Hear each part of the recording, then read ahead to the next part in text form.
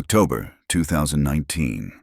A damp chill clung to the air deep inside the abandoned Blackwood mine, just 30 miles outside Pike County, Alabama.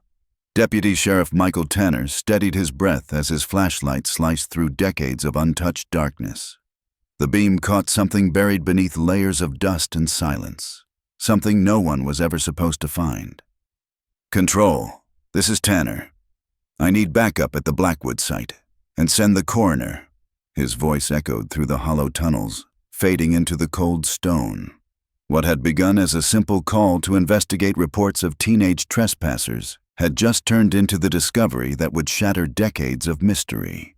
In a sealed-off section of the mine lay 2 sets of skeletal remains, and next to them, a tarnished silver locket engraved with the initials SM.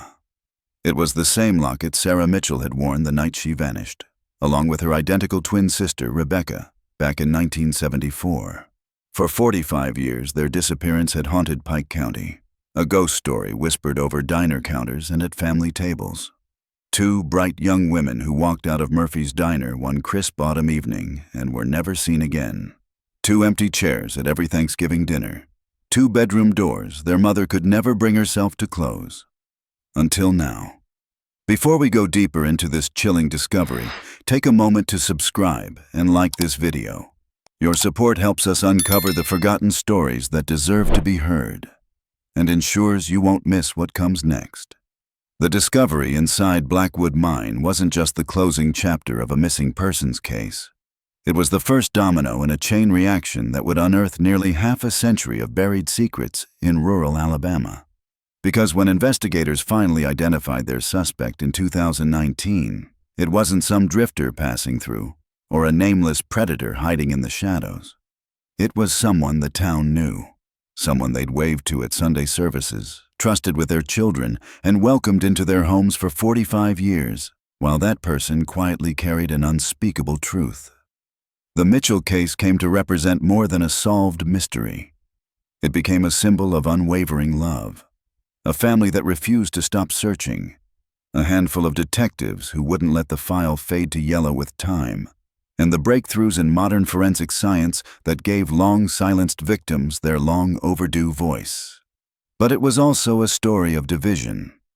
When the Mitchell twins vanished in 1974, Pike County turned on itself. Neighbors whispered behind drawn curtains, old friendships fractured. The desperate search exposed the fragile undercurrent of distrust running through small-town America. Fault lines that would split wide open when the truth finally surfaced nearly 5 decades later. What makes this case so haunting isn't just the tragedy, it's the proximity of the truth. The person responsible had been questioned during the original investigation, sitting right across from the sheriff back in '74. They'd attended community vigils, offered condolences, even stood beside the twins' mother during prayer circles, masking their guilt behind a smile that fooled everyone. Before we dive deeper, let me know where you're watching from tonight. I'm always fascinated by how far these stories travel, and how they remind us that mystery, grief, and hope are universal. Because tonight, we'll step back into October of 1974 to retrace the final hours of Sarah and Rebecca Mitchell, follow the decades-long pursuit of the truth, and uncover the stunning forensic twist that finally brought justice to one of Alabama's most haunting cold cases. Pike County, Alabama in 1974 was the kind of place where everyone thought they knew everyone. With just over 25,000 residents scattered across rolling farmland and sleepy townships, it was a close-knit community where front doors stayed unlocked and kids played tag under the glow of the streetlights. The county seat, Troy, was a modest southern town with a courthouse square, a handful of mom-and-pop stores, and the gentle rhythm of ordinary life. The early '70s had left their mark here. The civil rights movement had come and gone, though progress moved cautiously, as it often did in the Deep South. The Vietnam War had taken 17 of Pike County's sons and returned many others forever changed. Jobs were growing scarce as factories began to close, though the local coal mines still offered steady, if dangerous, work. And then there was Murphy's Diner, perched on the corner of Main and Walnut Streets, its flickering neon sign a familiar beacon against the twilight. It was more than a restaurant. It was the town's unofficial gathering place. Farmers traded crop talk over steaming mugs of coffee. Teenagers filled the booths after Friday night football, and night shift workers grabbed a quick bite before clocking in at the mines or the textile mill. It was in this humble, glowing diner that the Mitchell twins spent their final evening. Two young women unaware that the world they knew was about to end, and that their story would echo through Pike County for generations to come. Murphy's Diner wasn't just a workplace for Sarah and Rebecca Mitchell. It was the beating heart of their young adult lives. Fresh out of Pike County High School in 1972, the identical twins had quickly become local favorites behind the counter. In a town where diversity was scarce, the Mitchell family had stood out ever since their father, Robert Mitchell, moved them east from New Mexico in 1965. He'd taken a foreman position at the Blackwood mine, drawn by the promise of steady work and better pay than he could find out west. The twins shared the kind of radiant presence that turned heads wherever they went. Both stood about 5'4", with glossy black hair that fell past their shoulders, warm brown eyes, and bright, effortless smiles that regulars at Murphy's swore could chase away even the worst day. Yet for all their similarities, those who truly knew them could tell them apart. Sarah, older by 7 minutes, was the steady one, the thinker. She wore her hair parted on the left and carried herself with quiet confidence, saving every spare dollar she earned toward her dream of becoming a nurse. Rebecca, known to everyone as Becca, parted her hair on the right and lived more in the moment. Outgoing and full of energy, she played guitar at church picnics and often talked about heading to Nashville to try her luck in music. They were inseparable, recalled Donna Wilkins, the diner's manager back in 1974. Worked the same shifts, shared a car, even dressed alike some days, but they balanced each other. Sarah the planner, Becca the dreamer. October 17th, 1974, began like any other Thursday. The twins clocked in for their afternoon shift at 2 o'clock, wearing matching blue uniforms with crisp white aprons. The diner was buzzing that day. A farm equipment conference had filled the booths with out-of-town salesmen, and an early school dismissal meant extra foot traffic from hungry teenagers. Surveillance footage, grainy and black and white but later preserved as evidence, showed the twins moving easily through the rush, Sarah methodically refilling salt shakers while Becca laughed with regulars at the counter. At 8:07 that evening, they clocked out, collected their tips, and waved to the night manager. "See you tomorrow," Sarah called out. Words that would echo painfully for decades, as they became the last anyone at Murphy's ever heard her speak. Their walk home was short and familiar. Down Main Street past the courthouse square, then 5 blocks east along Pine Street to their modest family home. They'd walked that route hundreds of times before. That night, a few witnesses recalled seeing them stop at Henderson's pharmacy to buy a birthday card for their mother, whose birthday was the following week. The clerk on duty, Judith Abernathy, told investigators later, "They seemed happy. Sarah asked if we had any cards with roses. Their mom loved roses." Judith would become the last confirmed person to see them alive. The distance from the pharmacy to their house was barely a 12-minute walk.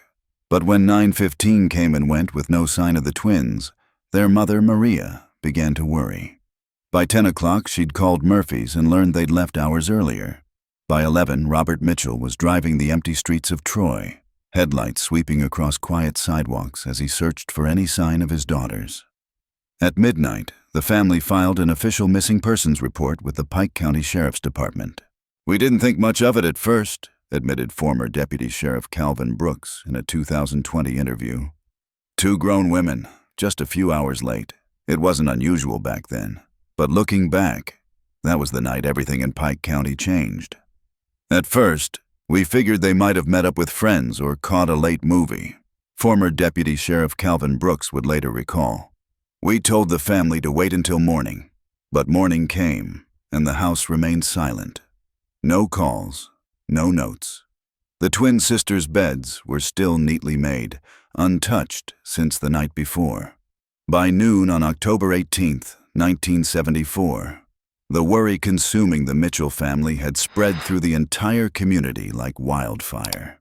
Friends, neighbors, and co-workers crowded the front yard of the Mitchell home, offering casseroles, flashlights, and prayer.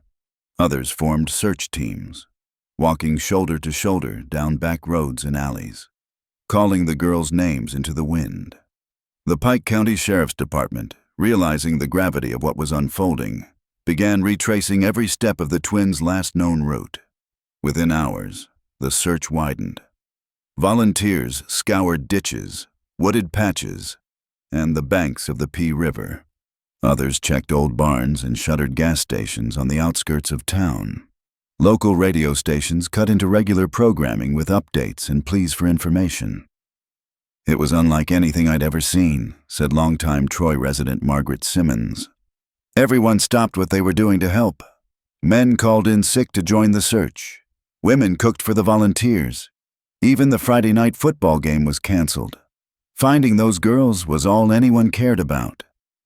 By the third day, the FBI had joined the effort. Agents interviewed classmates, co-workers, church friends, anyone who had known the Mitchell sisters. They examined the girls' bedroom. 2 twin beds, neatly made. A half-finished nursing school application on Sarah's desk. Becca's guitar propped beside the window.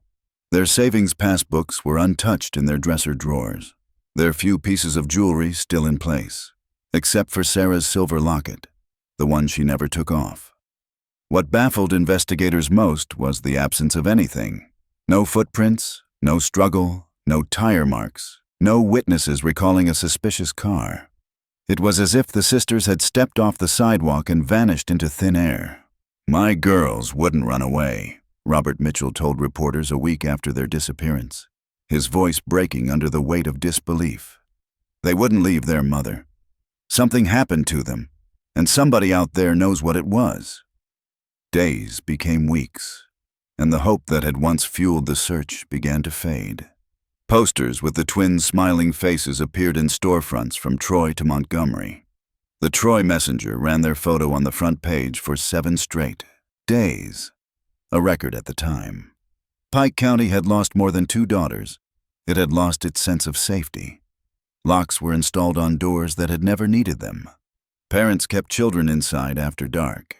The easy trust that once defined the community was gone, replaced by an unease that crept into every quiet corner of town. The disappearance of the Mitchell twins marked the end of innocence for Pike County, a wound that would never fully heal. In 1974, the Pike County Sheriff's Department was simply not equipped for a case like this. With only 11 deputies covering the entire county, most of their experience involved bar fights, domestic calls, and the occasional break-in. Suddenly, they were facing a mystery that would stretch beyond their resources, beyond their understanding, and, as time would tell, far beyond the borders of their small Alabama town. Sheriff Walter Donovan had been elected 3 times, more for his charm and handshakes than his record-solving crimes. A lifelong politician in uniform, Donovan suddenly found himself standing before a wall of cameras as the disappearance of the Mitchell twins drew statewide and soon national attention. "We're pursuing all available leads," he repeated at every press conference, his tone rehearsed, his expression unchanged. Behind the scenes, however, deputies would later admit that in those first crucial 48 hours, the investigation was directionless. The route between Murphy's Diner and the Mitchell home was combed over dozens of times, yet all they found was a single blue hair ribbon with white polka dots lying near the corner of Pine and Elm Streets. For a brief moment, hope flickered. It might have belonged to one of the twins, but forensic testing later proved otherwise. With no evidence, no scene, and no suspect, investigators turned their attention to reconstructing the girls' final movements and identifying anyone who might have seen them that night. That effort produced the case's first lead. A blue pickup truck spotted idling near Henderson's Pharmacy around 8:30 p.m., right around the time the sisters would have been walking by. 3 different witnesses mentioned it: an elderly man walking his dog, a teenage couple sitting on a porch, and a janitor locking up at the First Baptist Church. Each described the same details: a mid-60s Ford pickup, dented on the right fender, with part of a license plate that included the numbers 7 and 4. None could identify the driver, though the teenage boy recalled seeing someone behind the wheel wearing a cap. The mysterious blue truck quickly became the center of the investigation. Deputies compiled a list of every blue Ford pickup registered in Pike County and neighboring counties, 127 vehicles in total. Then came the painstaking process: knocking on doors, inspecting trucks, interviewing owners, checking for recent paintwork or repairs. 8 days after the disappearance, investigators traced the vehicle to James Whitley, a 42-year-old mechanic who worked at the Texaco station just 2 blocks from Murphy's. Whitley admitted to being near Henderson's pharmacy that night. "My truck overheated," he explained. "I pulled over to let the engine cool, then drove straight home." His wife backed up his story, saying he arrived around 9.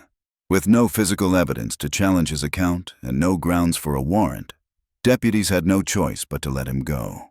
Still, Whitley's name remained quietly penciled on the suspect list. As October turned to November, 3 more persons of interest emerged. First was Victor Ramirez, a 27-year-old distant cousin visiting from New Mexico. He'd been in town just 2 weeks before the twins vanished. Rumors swirled that he had taken an interest in Sarah, a crush she'd politely rejected. Ramirez claimed he was back in Phoenix 3 days before the disappearance, a story seemingly backed up by his employer's time cards. But decades later, those same records would be called into question. Then there was Thomas Blackwell, 56, the influential owner of Blackwell Mining Company, which operated several coal mines in Pike County, including the one where Robert Mitchell worked. Anonymous calls claimed Blackwell had been seen arguing with Robert a week before the twins disappeared, allegedly over safety violations at the mine.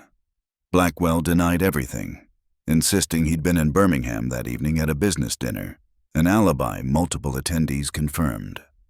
Finally, investigators turned their attention to Daniel Cooper, 31, Rebecca's ex-boyfriend. Their breakup 6 months earlier had been messy, and he had no clear alibi for the night of October 17th. But Cooper cooperated fully, even volunteering for a polygraph test, which he passed without hesitation. No evidence tied him to the case. By early November, momentum had drained away. Leads went cold, tips dried up, and the FBI, initially providing manpower and expertise, began to pull out, redirecting attention to newer, more urgent cases. What remained was a small-town sheriff's department with limited resources, a handful of unanswered questions, and 2 missing sisters whose absence was slowly hardening into legend. Despite the growing desperation, local law enforcement kept chasing every lead that came in, but each one seemed to end in the same place: nowhere. Without a crime scene, there was nothing to anchor the investigation: no fingerprints, no fibers, no blood. Nothing that said definitively what happened, or even proved a crime had occurred at all. Inside the twins' bedroom, everything remained frozen in time. Clothes folded neatly, books stacked on the dresser. The only thing missing was Sarah's silver locket, the one she wore every day, the one she never took off. At first, the witnesses gave investigators hope, but as days passed, their stories began to shift. The teenage couple who claimed they saw a blue pickup truck near Murphy's diner couldn't agree on where they'd seen it. The pharmacy clerk, Judith Abernathy, first said the twins left around 8:30 p.m. Later, it became maybe 8:15. That 15 minutes changed everything. And then came the sightings, hundreds of them. Gas stations in Georgia, a bus terminal in Tennessee, a roadside diner in Mississippi. Every call brought new hope, but each lead dissolved under scrutiny. One deputy would later describe it best: it was like chasing ghosts. By early December 1974, the case was already losing momentum. Then disaster struck. A violent bank robbery in Harmon County left 3 people dead and over $200,000 missing, the largest heist in Alabama history. Overnight, every available officer was pulled into the manhunt for the killers. The Martinez twins' disappearance, once front-page news, faded into the background. By Christmas, the volunteer search parties had disbanded.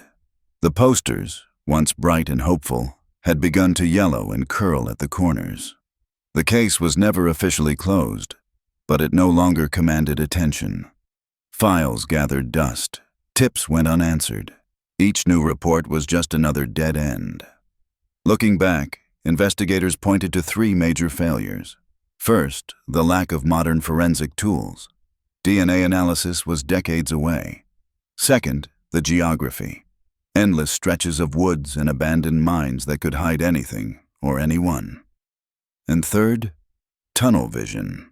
An early obsession with the blue pickup truck that caused detectives to overlook other clues, including reports of a dark station wagon parked near the Martinez home that same night.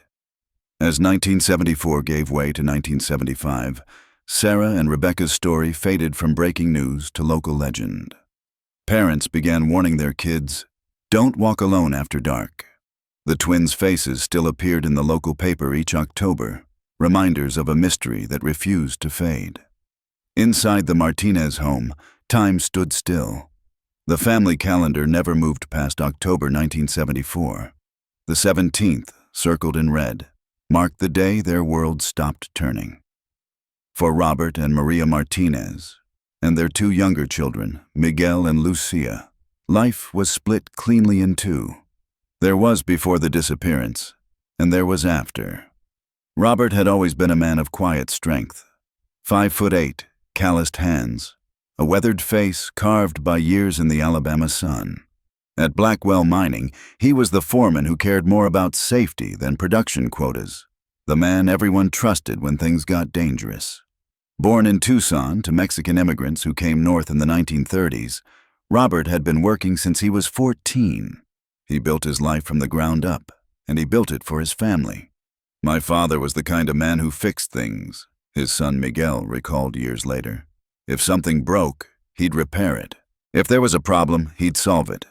When my sisters vanished, it was the first time he faced something he couldn't fix, and it nearly destroyed him." 3 weeks after Sarah and Rebecca disappeared, Robert took an indefinite leave from the mine.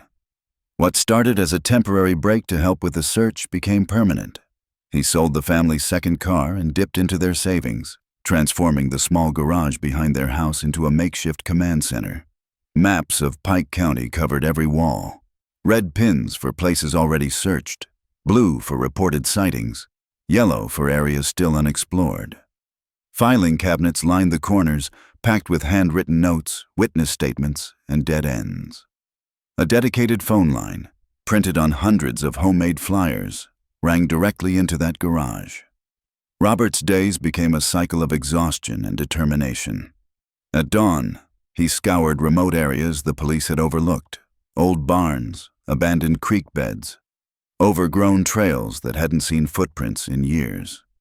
By afternoon, he was knocking on doors, chasing leads, interviewing anyone who might have seen something. At night, he returned home to update his files, eyes burning from lack of sleep. Lucia, his youngest, once said, "Sometimes I'd wake up at 2 in the morning and find him at the kitchen table, studying maps or reading books about police work. He taught himself how to think like a detective because he believed the police had given up." The toll was visible. By 1976, Robert's dark hair had turned completely gray. By 1980, he was diagnosed with a heart condition brought on by years of stress and sleepless nights. But even then, he refused to stop. His body weakened, but his resolve never did. While Robert channeled his grief into action, Maria Martinez turned inward. A devout Catholic, she sought refuge in faith, the one thing she believed could still bring her daughters home. She attended Mass every day, lighting candles for Sarah and Rebecca, whispering prayers long after the church had emptied. Their living room became a shrine. Photographs of the twins at every age surrounded a large framed portrait taken just months before they vanished. Fresh flowers stood beside it, always renewed, never fading. And every night, at exactly 8:45 p.m., the time her daughters should have walked through the door, Maria would set 2 plates at the dinner table, full meals, untouched until morning. It was her quiet act of faith, and her refusal to accept a world without them. Each night, Maria Martinez would sit by the front window long after the rest of the house had gone dark. The porch light glowed faintly across the yard, a silent signal to the daughters she believed might still find their way home. Sometimes she stayed there until midnight, sometimes later. "My mother never said they were dead," Miguel recalled. Not once in 45 years did those words cross her lips. She'd say they were missing or away, but never gone forever. Inside the twins' bedroom, time had stopped. Their clothes still hung neatly in the closet. Books remained on the shelves. Each week, Maria changed the bed sheets as though her daughters might return that very night. That unwavering hope became both her salvation and her prison. Well-meaning friends would suggest memorial services, small gestures of closure. Maria would thank them softly, then refuse. Invitations to gatherings, church socials, and birthdays went unanswered. Over time, her world shrank to the narrow walls of her home, where hope could still survive unchallenged. For Miguel and Lucia, who were 15 and 12 when their sisters vanished, the aftermath was a different kind of loss. They didn't just lose Sarah and Rebecca, they lost their parents too. "Dad was gone all the time, always searching," Lucia said. "Mom was there, but somewhere far away inside herself. We had to grow up fast, taking care of each other while trying to hold what was left of our family together." School became a minefield. In a small town where everyone knew their story, the Martinez children were never out of the spotlight. Some classmates avoided them completely, unsure what to say. Others asked cruel questions, fueled by gossip and late-night speculation. Teachers didn't know how to help. Some went easy on them. Others watched too closely. Miguel retreated into silence, burying himself in textbooks and study guides. By his senior year, he rarely spoke of his sisters at all. College became his escape route, a chance to start over somewhere far from Troy. Lucia took the opposite path. She stayed home, becoming her parents' emotional anchor.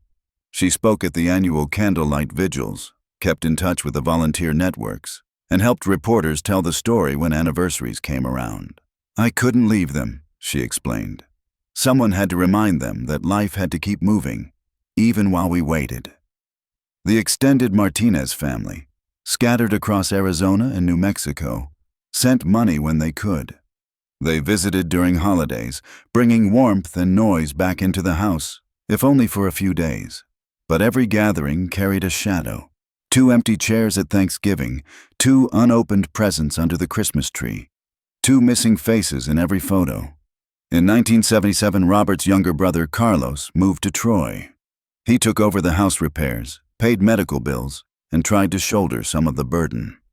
Robert would have searched until his dying breath, Carlos later said. And Maria, she would have waited just as long. Their devotion was beautiful, and it was heartbreaking. By the late 1970s, the Martinez family's struggle had become woven into Pike County's identity. Their tragedy wasn't just a memory. It was a mirror, reflecting a community that still locked its doors at night, still feared the unanswered question. What happened to the Martinez twins? Their story became part of Pike County's folklore, told and retold to each new generation. And even those who quietly believed the twins were long gone still spoke of the Martinez family with reverence. Because through every heartbreak, through every passing year, the family never stopped believing. "They refused to give up," said one longtime resident. And in this town, that kind of hope demands respect. If you're finding this story as heartbreaking as I did, make sure you're subscribed to stay updated on more cases like this. These families, and their lost loved ones, deserve to be remembered. Pike County itself changed dramatically in the years after Sarah and Rebecca disappeared. The quiet rural community of 1974 slowly gave way to the creeping expansion of suburban Alabama. By the 1990s, a new 4-lane highway connected Troy to Montgomery, bringing strip malls, fast food chains, and subdivisions that forever altered the county's face. Murphy's Diner, once the twins' workplace in the heart of small-town life, closed its doors in 1986. The old building changed hands over the years. First, a video rental store, then a tanning salon, and finally a cell phone shop. Henderson's pharmacy was swallowed up by a national chain. Even the courthouse square, once a symbol of community, began to fade when a shopping mall opened on the outskirts of town in 1992. The Blackwell Mining Company, where Robert Martinez had worked for years, shut down in 1983. Falling coal prices and safety violations sealed its fate. The mines were abandoned, their entrances sealed. Nature slowly reclaiming the hillsides where generations had once earned their living. But through all the change, the Martinez case remained an open wound. Each demolition, each new foundation poured over old ground, seemed to erase another clue. Every time they tore something down, recalled Calvin Brooks, one of the deputies first on the scene back in 1974, I wondered if we were paving over evidence. The town kept moving forward, but the case stood still. The investigation was never completely forgotten. Every 5 years, almost like clockwork, headlines resurfaced around the anniversary of the twins' disappearance. Reporters returned. Tips trickled in. Most led nowhere, but every so often, one seemed promising enough to reignite the search. In 1979, after Sheriff Walter Donovan lost re-election, a new sheriff, Raymond Tucker, a former state trooper, took office. He had campaigned on one bold promise: to solve the Martinez case once and for all. Tucker formed a special task force, re-examining every piece of evidence and re-interviewing old witnesses. For 6 months, the case files were alive again. Their work produced a new person of interest, a traveling carnival worker with a violent history against women, known to have passed through Pike County in October 1974. But before investigators could question him, he was killed in a prison fight in Georgia. It was another cruel twist in a case already haunted by dead ends. The 1980s brought new tools: fingerprint databases, early DNA techniques, and forensic psychology that promised fresh hope. For the Martinez family, each new development felt like a chance, however small, to finally learn the truth. But as the years passed, the evidence remained stubbornly silent. And Pike County, though it had changed in almost every way, still carried one question it could never seem to bury. Where did Sarah and Rebecca Martinez go that night in 1974? By 1984, investigators were desperate for a new perspective. The FBI's Behavioral Science Unit in Quantico was brought in to profile whoever might have taken the Martinez twins. Their assessment painted a chilling picture, not of a drifter or opportunist, but someone who knew the area. Someone who had watched the sisters, waited, planned. The profile pointed back toward Pike County, a predator likely woven into the fabric of the same community that was still praying for the girl's return. Detectives turned their focus inward, re-interviewing locals tied to the Martinez family and Murphy's Diner. But despite long nights of combing through statements, the trail remained cold. Hope was slipping away. Then came the 1990s, and with it, the age of DNA. When the Sheriff's Department announced in 1994 that the evidence would be retested using new forensic methods, it felt like the break the family had been waiting 2 decades for. But time, as it turned out, had not been kind to the past. Much of the physical evidence from 1974 had been mishandled, stored in unsealed boxes in a damp basement. What could have been their salvation had turned to dust. The one remaining artifact, a child's hair ribbon found near Pine Street, offered a final cruel twist. DNA confirmed it didn't belong to either girl. Detective Margaret Lawson, who led the '94 review, later said, "We had no crime scene, almost no usable evidence, and witnesses whose memories were blurred by decades of rumors and media coverage. We weren't following leads. We were rebuilding a ghost." The new millennium brought new faces. In 2002, the Alabama Bureau of Investigation created a dedicated cold case unit, and the Martinez file was one of the first reopened. Every yellowed report was scanned. Old maps were digitized. Investigators built computer models of the girls' last known movements, hoping technology could succeed where human memory had failed. For a brief moment, it seemed possible. Then, in 2008, hope surged again when construction crews outside Troy unearthed skeletal remains. For 3 agonizing days, the Martinez family waited. The news cameras returned. Reporters stood outside the old diner site. And then, another heartbreak. The bones were ancient, belonging not to the twins, but to a native American burial site centuries old. By the 2010s, the case had become legend in Pike County. Children whispered stories about ghostly twins wandering Pine Street on foggy nights. Teenagers dared each other to visit the sealed mine entrances, claiming they heard faint voices in the wind. But for the Martinez family, this wasn't folklore. It was a wound that refused to heal. Robert Martinez's health declined over the years. 2 heart attacks, a 3rd scare in 2012. Maria still set 2 places at the dinner table, though eventually only on birthdays. Their son Miguel built a life in California, returning home less often, while their daughter Lucia stayed behind in Troy, caring for her aging parents and keeping the family's fragile hope alive. Through 45 Alabama summers and winters, through decades of changing seasons, the Martinez family endured. The world around them moved forward. Technology advanced. The town modernized. But the empty space at that dinner table never changed. 45 years without answers. 45 years without closure. And still, every October evening, Maria Martinez would look out the window, waiting for her girls to come home. October 12, 2019. A crisp autumn Saturday, eerily similar to the one 45 years earlier when Sarah and Rebecca Martinez vanished without a trace. Deputy Marcus Tanner had no reason to think this day would be any different. The call came in just after sunset, reports of teenagers sneaking into the old Blackwood mine, a place every local knew by name and rumor. At 32, Tanner was far too young to remember the original disappearance. To him, the Martinez case was folklore, a haunting story whispered around campfires and passed down through generations. The Blackwood mine had been shut down since 1983. Officially, its entrances were sealed with concrete and chain-link fencing. But decades of neglect had allowed vines, rust, and Alabama red clay to reclaim what was once man-made. The barriers had crumbled, and determined thrill-seekers had found new ways inside.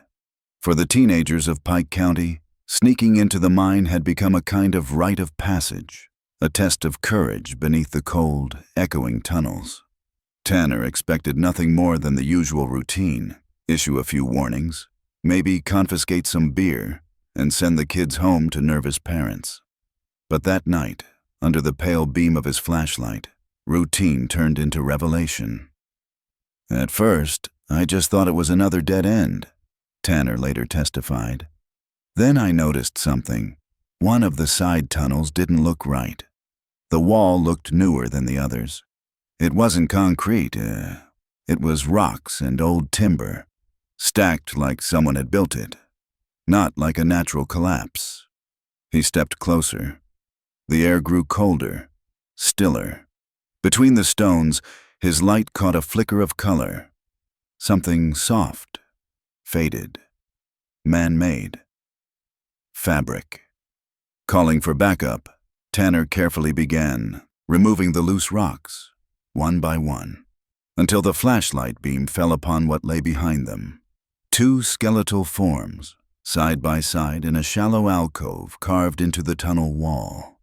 Tattered scraps of fabric still clung to the bones, the same pale blue material that would later be identified as diner uniforms. And resting half buried in the dust between them, a tarnished silver locket, its surface engraved with the initials SM. "I knew right away," Tanner said quietly. "Everybody who grows up in Pike County knows about the Martinez twins. I'd seen their pictures 100 times at the Historical Society. Finding them, it was like standing face to face with our town's oldest ghost." Within hours, the mine was crawling with law enforcement. The Pike County Sheriff's Department, the Alabama Bureau of Investigation, and the FBI all converged on the site, turning the forgotten tunnels into the center of the most significant forensic operation the county had ever seen. The mine was unstable. Decades of neglect had left it dangerous. Structural engineers had to reinforce the tunnel walls before any evidence could be touched. Every inch of that chamber was mapped, photographed, and cataloged. A team of forensic anthropologists from the University of Alabama led the slow, methodical excavation, documenting each bone, fragment of fabric, and piece of debris before it was removed. After 45 years, the search for the Martinez twins was finally over. But the real mystery, who put them there, was just beginning. Investigators combed through decades-old records of the Blackwood Mining Company, searching for anything that could explain how this hidden chamber existed. What they found was stunning.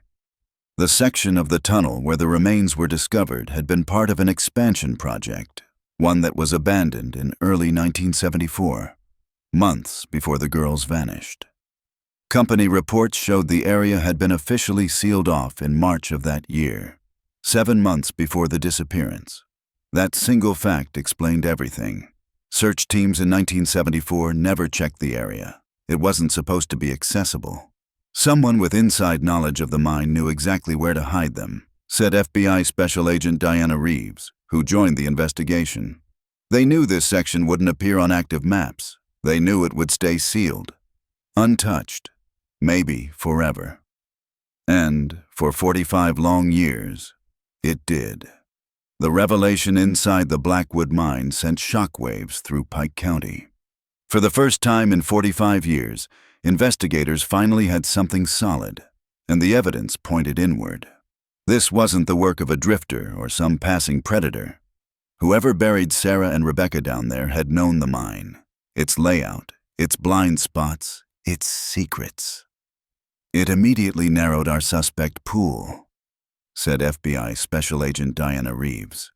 We were looking for someone with insider knowledge, a former employee, contractor, or anyone familiar with Blackwell's operations back in the 70s. As forensic teams examined the remains, the next crucial piece of the puzzle emerged. Advanced DNA analysis confirmed what the tarnished silver locket had already whispered. The bones belonged to Sarah and Rebecca Martinez, but it was the manner of death that told the story of what happened that night. Both sisters had sustained nearly identical fractures to the skull, blunt force trauma from behind. The medical examiner concluded the blows were likely delivered by a heavy object with a flat surface, perhaps a hammer or a mining tool. It wasn't just the violence that haunted investigators. It was the arrangement. They weren't simply dumped, explained Dr. Eleanor Simmons, the forensic anthropologist overseeing the case. They were placed side by side, hands together, almost as if someone had laid them to rest. There was a kind of care in it. You don't usually see that in random killings. This felt personal. Then came the discovery that only modern science could deliver. Soil samples collected from around the bodies revealed microscopic fibers and trace chemicals invisible to the naked eye. Blue cotton threads matched the uniforms from Murphy's Diner, confirming the twins had been brought to the mine directly after work, still wearing the clothes they vanished in. Pollen trapped in the fabric confirmed the season, early autumn, aligning perfectly with that October night in 1974. But one finding stood out above all the rest: traces of industrial lubricant embedded in the soil near the remains. Not just any lubricant. This compound had a signature. It was a proprietary formula used exclusively by the Blackwell Mining Company during the 1970s. And even then, access was restricted to only a handful of personnel: equipment mechanics, maintenance supervisors, and tunnel inspectors. Cross-referencing the old employment rosters with names from the original 1974 investigation produced one that hadn't meant much at the time, but now it screamed for attention. Howard Keller. In 1974, Keller had worked as a maintenance supervisor for Blackwell Mining, responsible for equipment repairs and tunnel safety checks. He was 35, married, and lived less than 2 miles from the Martinez home. Back then, he'd been interviewed only briefly, Just another routine name on a long list of mine employees who knew Robert Martinez, the twins' father. Nothing in his statement raised suspicion. He'd claimed he was home with his wife the night the girls disappeared, an alibi that, investigators now realized, had never been properly verified. What they didn't know in 1974 was Keller's past. Modern database searches unearthed a troubling trail. Before moving to Alabama, Keller had been questioned, though never charged, in the 1969 disappearance of a young woman in Tennessee. Years later, he was arrested for assault in Mississippi, but the victim withdrew the complaint, and the case evaporated. Most damning of all, several former Murphy's Diner employees, now elderly, were re-interviewed in 2019. They remembered Keller. He came in almost every day, one recalled. Always sat in Sarah's section, asked about her when she wasn't there. The kind of attention that made you uneasy, but back then, we didn't think to call it stalking. For the first time in nearly half a century, the Martinez case had a name and a face. The man who knew the tunnels better than anyone else might have used that knowledge to hide a terrible secret, deep beneath the Alabama earth. The portrait that emerged of Howard Keller was chilling. This wasn't a random predator. It was a man who had lived among them for nearly half a century. A man with a quiet obsession, one that began with polite conversation and ended in violence. Investigators learned that Keller's attention toward Sarah Martinez had not gone unnoticed back in 1974. He often lingered at Murphy's Diner long after finishing his meal, waiting for Sarah to refill his coffee.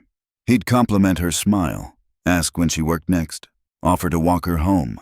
Small gestures that might have seemed harmless at first. But when she began to politely distance herself, that rejection, combined with his history of aggression toward women, may have been the spark that ignited tragedy. It was a fixation, said FBI Special Agent Diana Reeves. When Sarah rejected him, he lost control, and given his access to the mine and his prior record, everything pointed toward a crime of opportunity that became something far darker. Hit the like button if you believe every cold case deserves a second look. Because for decades, Keller's secret lay buried beneath the same town that unknowingly embraced him. At 80 years old, Keller had been living quietly in the same modest ranch house on Maple Street, just 6 blocks from the Martinez family home. He'd moved there in 1973, the year before the twins vanished, and he never left.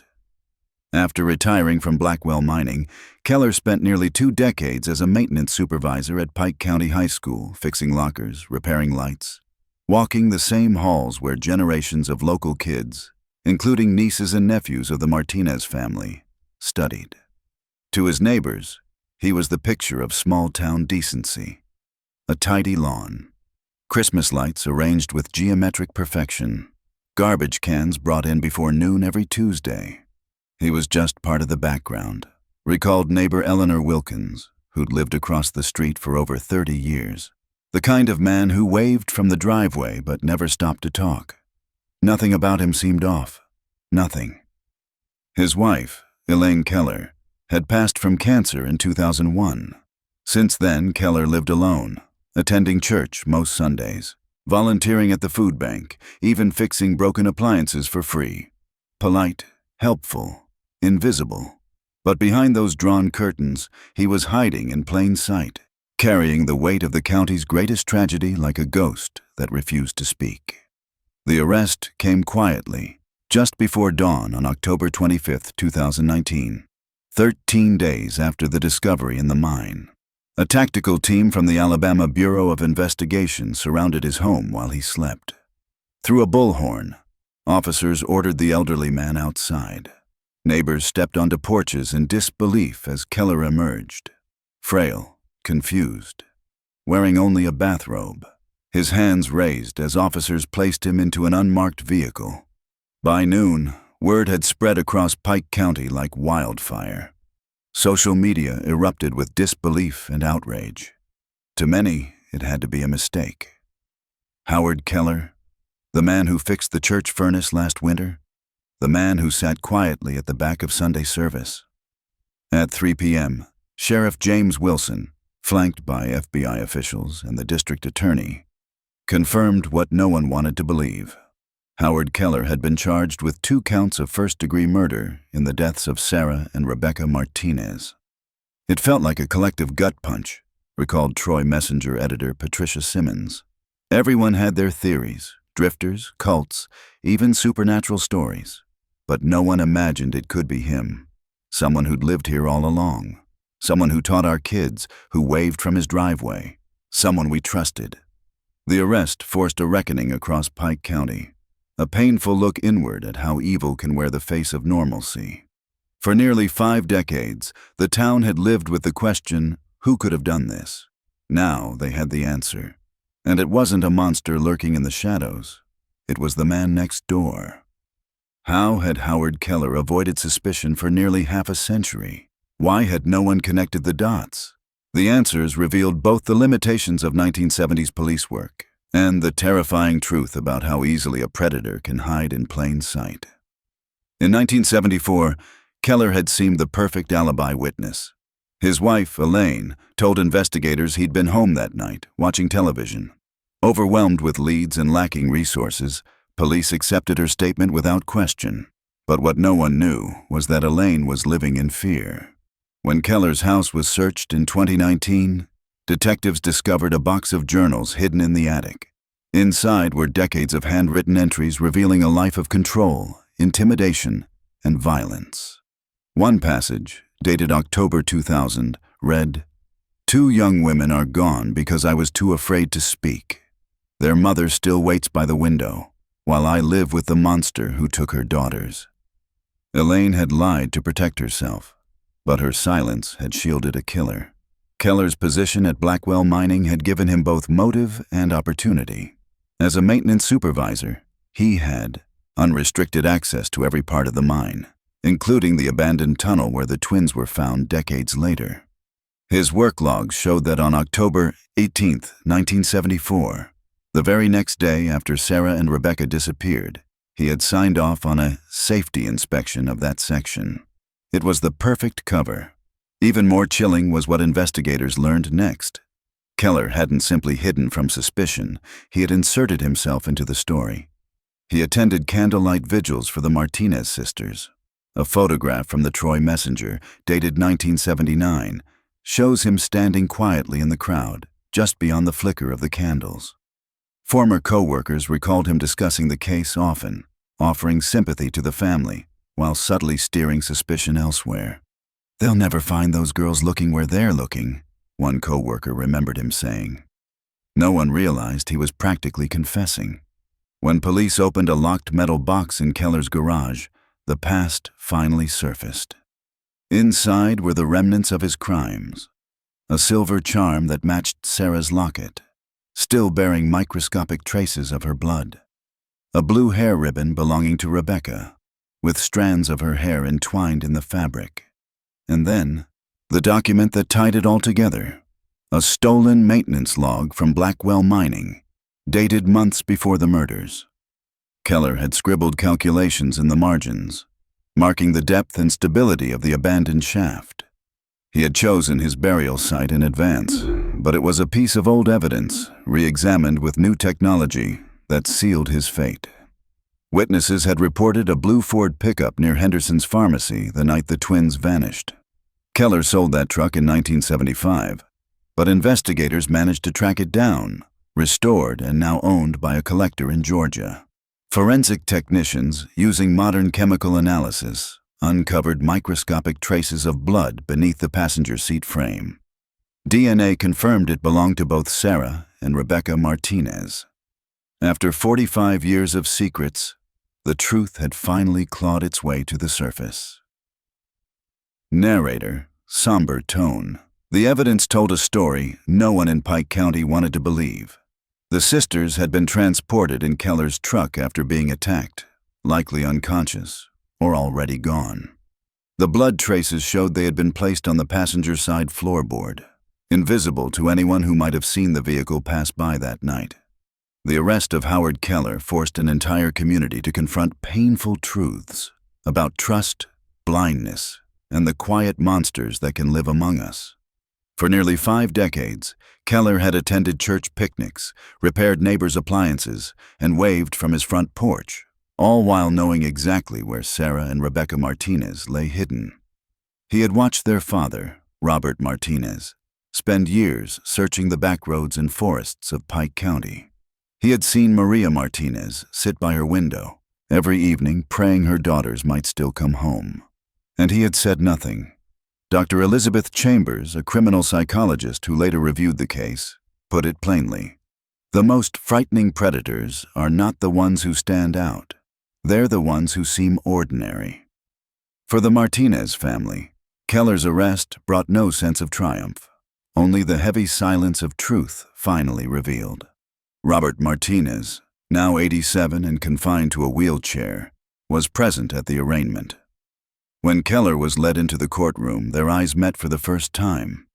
Witnesses said Robert's hands trembled, not with fear, but with decades of restrained grief. Maria, now 85, refused to attend. Through her daughter Lucia, she issued a single statement: "I cannot be in the same room as the devil who took my girls." Their brother Miguel, who had long since built a life in California, returned home for the first time in years. Speaking to reporters outside the courthouse, he said, "We're grateful for the people who never stopped looking, but no conviction can restore what was taken from us. Justice delayed this long is justice diminished." The people of Pike County struggled to make sense of it all. How had they missed the truth for so long? Town hall meetings filled with difficult conversations. The Pike County Historical Society established the Martinez Sisters Memorial Scholarship, a fund to support students pursuing forensic science and cold case investigation. And outside Keller's now empty house, a quiet memorial grew day by day. Photographs of Sarah and Rebecca, candles, flowers, and handwritten notes that read, "We're sorry we didn't see. We should have known. Rest now." The trial. The trial of Howard Keller began in March 2020, just as the world shut down under a global pandemic. Courtrooms were nearly empty, chairs spaced 6 feet apart. But Pike County refused to delay justice any longer. The prosecution built their case piece by piece. Former employees from Murphy's Diner testified about Keller's constant presence, his fixation on Sarah. Forensic experts explained how modern DNA testing had uncovered what 1970s technology could not: blood traces, fiber matches, and the proprietary mining lubricant that tied Keller directly to the crime scene. The defense, facing overwhelming evidence, offered little more than an appeal for mercy. They argued that Keller, now 80 years old and in failing health, should be spared a life behind bars. But mercy had been absent in that mine shaft for 45 years. Throughout the proceedings, Keller sat motionless, eyes downcast, expression unreadable. He never testified. He never apologized. When the judge offered him the chance to speak before sentencing, he simply shook his head. After just 6 hours of deliberation, the jury returned with a unanimous verdict: guilty on both counts of first-degree murder. Judge Eleanor Simmons, the same forensic anthropologist who had helped identify the remains, now presided over the final act of justice. Her voice was steady as she delivered the sentence. 2 lives were taken. 2 families were shattered. These consecutive life sentences serve as a reminder that every life has equal worth, even after 45 years. Keller showed no emotion as the verdict was read. He was led away in silence. Epilogue. In the months that followed, Pike County began to heal. The abandoned Blackwell mine, once a symbol of tragedy, was sealed and declared a protected memorial site. Each October, candles are still lit at the old mine entrance for Sarah and Rebecca Martinez. Their father, Robert, passed away quietly in 2021. Maria followed the next spring. Both were laid to rest beside a new headstone engraved with their daughters' names and a single inscription beneath: "Found at last." Narrator, softly, closing line. Some mysteries fade into legend, but others, like the story of Sarah and Rebecca Martinez, end not with revelation, but with remembrance. Because sometimes the truth waits in the dark until someone dares to look again. Narrator. Measured, solemn tone. No passage of time diminishes the gravity of this crime, Judge Eleanor Simmons stated during sentencing. 2 promising lives were cut short. A family was shattered. A community lost its sense of security. Justice may have been delayed, but it will not be denied. For the Martinez family, the conviction brought closure, but not comfort. Robert Martinez, who had devoted nearly 5 decades to finding his daughters, lived just long enough to see their killer brought to justice. 2 weeks after the sentencing, he passed away peacefully in his sleep, having finally fulfilled his promise to Sarah and Rebecca. When Maria Martinez heard the verdict, she quietly walked into her daughter's room for the first time in years. The clothes they would never wear again, the books they would never finish reading, the dreams they would never live to chase, all carefully preserved for 45 years. She donated them to a women's shelter in Troy. Maria kept only a few precious items, a handful of photographs, and Rebecca's old guitar, which now hangs on the living room wall where she still sits each evening, no longer waiting, just remembering. Miguel and Lucia Martinez established the Martinez Foundation, dedicated to supporting cold case investigations across Alabama. The foundation funds advanced forensic testing, DNA re-examination, and training for rural law enforcement agencies, ensuring that other families find answers far sooner than theirs. Across the country, the Martinez case has become a blueprint for solving long-forgotten crimes. FBI training programs now included as a case study, illustrating both the investigative failures of 1974 and the relentless determination that finally brought justice. In Pike County, the case changed everything. A citizens' task force now works with police to track unsolved cases. Residents receive community safety training, learning how to recognize patterns and report suspicious behavior, no matter who it involves. And at Pike County High School, students now study the Martinez case as part of a unit on civic responsibility. As for Howard Keller, he died in prison in January 2022 at the age of 82. He never confessed. He never showed remorse. He never revealed what truly happened that October night in 1974. But even in his silence, justice was served. Because this case proved something powerful, that even after 45 years, truth can still find its way to light. Narrator. Closing, slightly warmer tone. This case is proof that justice can come, no matter how long it takes. If you believe cold cases deserve more attention, make sure to like, subscribe, and turn on notifications so you don't miss our next story. Your support helps shine a light on cases that might otherwise be forgotten. What cold case do you think deserves more attention? Comment below.